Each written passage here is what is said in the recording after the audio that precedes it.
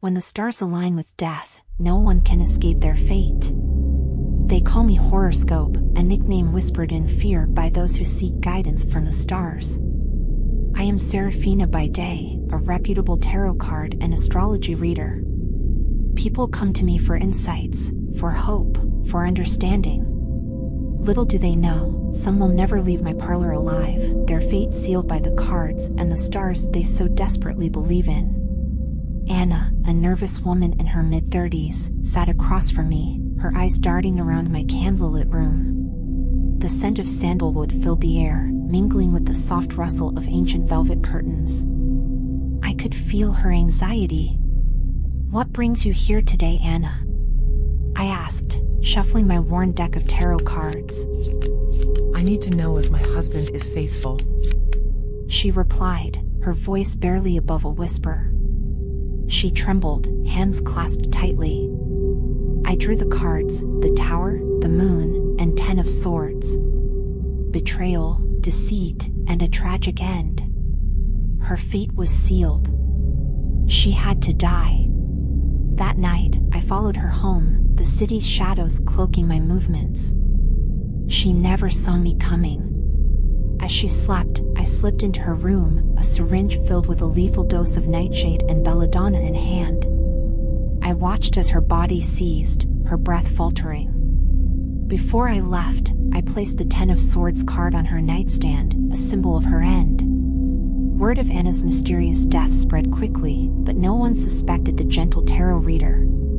My next victim was Marcus, a wealthy businessman seeking guidance for his failing ventures.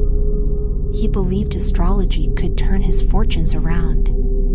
I calculated his natal chart, noting the ominous placement of Saturn in his second house, a harbinger of financial ruin. His fate was clear. That evening, I broke into his mansion. Security was laughable, easily bypassed. I found him in his study, sipping on a glass of whiskey. I approached silently, swinging a marble statue against his skull. Blood pooled around his lifeless body. I arranged his study to mimic a crime of passion, placing the card of the Tower beside him, symbolizing his fall from grace. As the bodies piled up, the police began piecing together the pattern.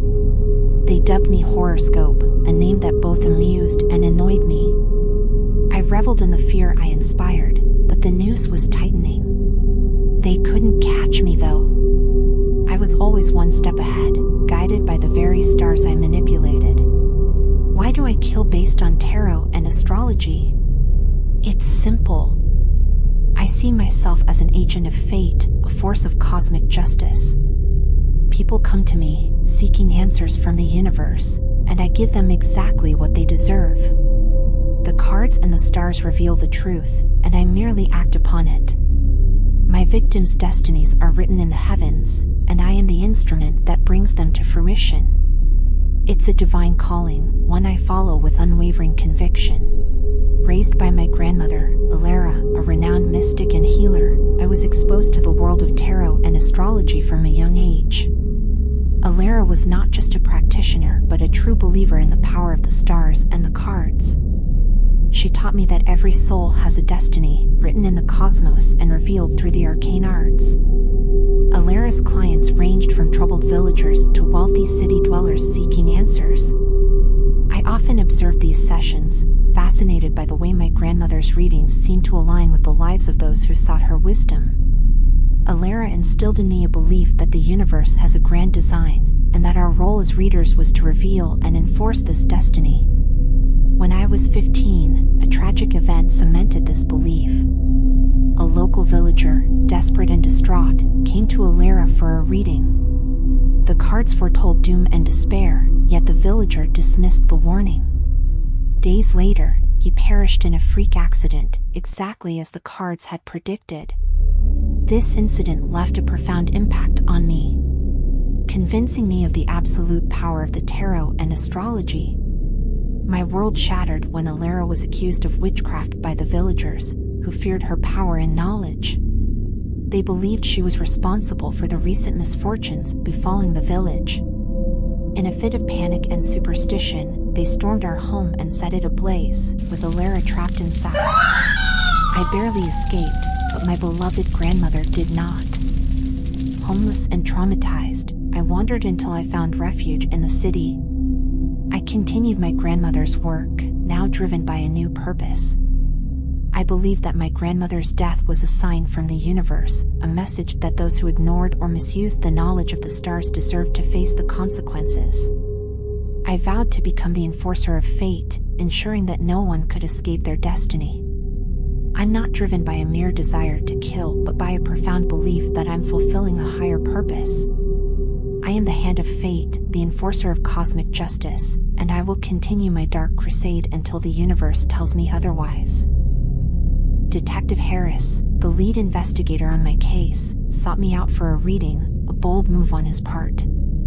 He was desperate, teetering on the edge of obsession. Tell me who the killer is. Serafina. He demanded, his eyes boring into mine. I smiled, drawing the cards with deliberate slowness. The Hanged Man, Death, and the Devil. His fate was as clear as day. Your answers lie within these cards, I said cryptically. That night, I prepared for the ultimate act. I followed Harris to his secluded home. The night was thick with tension. I slipped inside, moving like a shadow. He was alone, poring over case files. Who's there? He called out, but I was already upon him, a garrote wire tightening around his throat. He struggled, but his fate was inevitable. As his life ebbed away, I whispered, "The cards never lie." I left the Hanged Man card on his desk, a final taunt to the police. The news of Detective Harris's death sent shockwaves through the city. The police were at a loss, their best man gone. I knew it was only a matter of time before they found me, but I wasn't afraid. I welcomed it. One last reading for myself. The cards were drawn: justice, the fool, and the world. A fitting end. I knew what had to be done. As the police closed in, I made my preparations. I had one last trick up my sleeve. As they broke down my door, I triggered the carefully placed explosives, blowing out a wall of my parlor and creating a smokescreen of chaos. I slipped away in the confusion, disappearing into the night. Days later, a new victim was found, a tarot card left at the scene, the Fool. A symbol of new beginnings, of the journey continuing. I am still out there, guided by the stars, leaving a trail of bodies in my wake. The police will never catch me. The stars have spoken, and HorrorScope's reign of terror will continue. In the darkness, I wait, ready for my next reading, my next victim. The cards never lie. And neither do I. Your support means everything to us. If you enjoyed the video, hit that like button, share, and subscribe. Click the video on the screen for more shadowy delights.